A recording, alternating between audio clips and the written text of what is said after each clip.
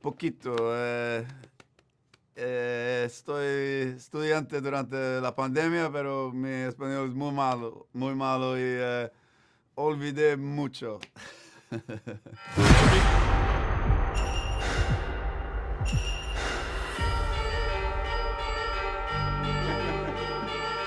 How was working with a legend like John Woo?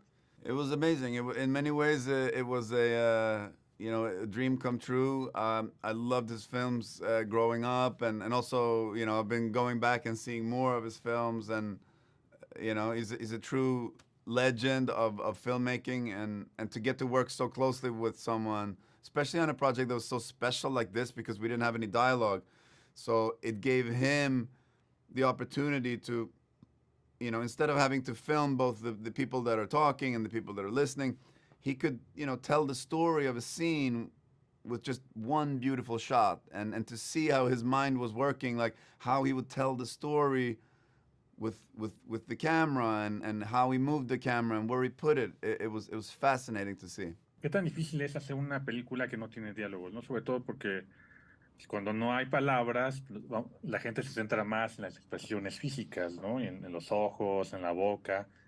Y creo que eso es más difícil, ¿no? Que decir un diálogo, porque no hay intención, ¿no? Creo.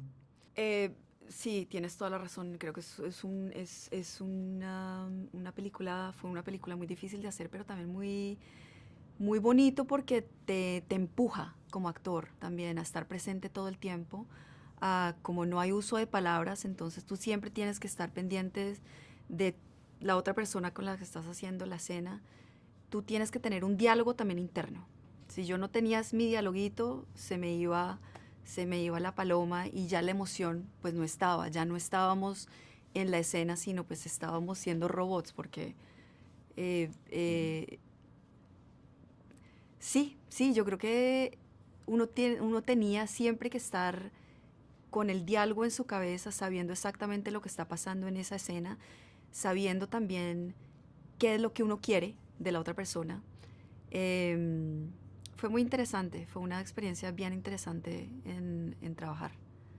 I was wondering, these movements, camera movements, was planning, or he was inventing in set all that? Both.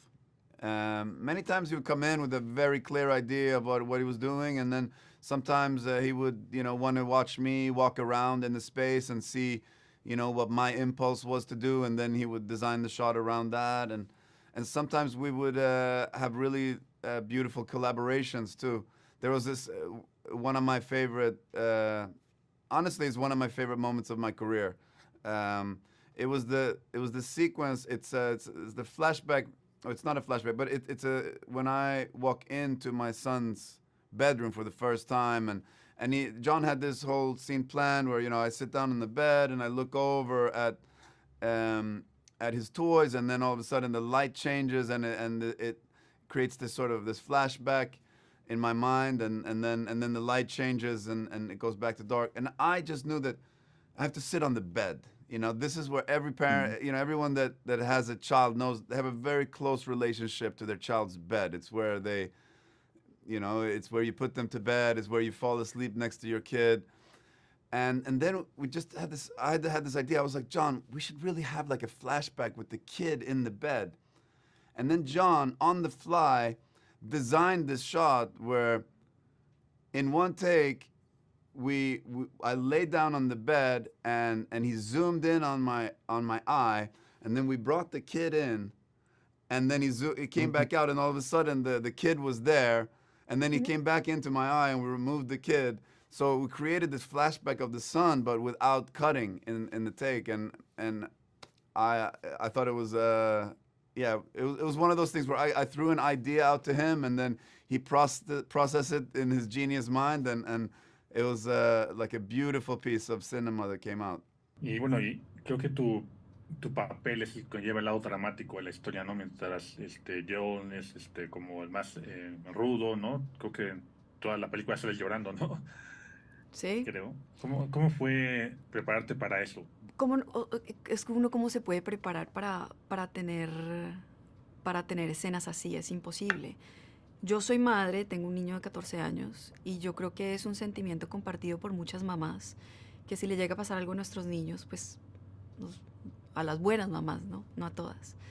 Nos morimos, se nos rompe un pedazo de nuestra alma. Y creo que en esta película el amor de los papás, especialmente el amor del padre, pues lo lleva a hacer estas cosas que él hace durante toda la película, que es la revancha, ¿no? Bueno, yo quiero matar a las personas que le hicieron mal, no solamente mataron a mi hijo, pero dañaron mi familia. Entonces yo creo que pues me agarré mucho de lo que soy yo, que soy mamá, y qué hubiera pasado si le pasa algo a mi niño, pues yo también, yo no sé si llegaría a esos extremos, pero si tú te rompes, tú ya no eres la misma persona, tú de pronto haces cosas locas como lo está haciendo yo en esta película. Llegas a puntos que yo creo que ni te puedes imaginar. I know you film in Mexico a lot of, bueno, and maybe whole the movie. Yeah, we filmed the whole movie in Mexico City. Do you learn to speak Spanish a little? Poquito. Estoy estudiante durante la pandemia, pero mi español es muy malo y olvidé mucho.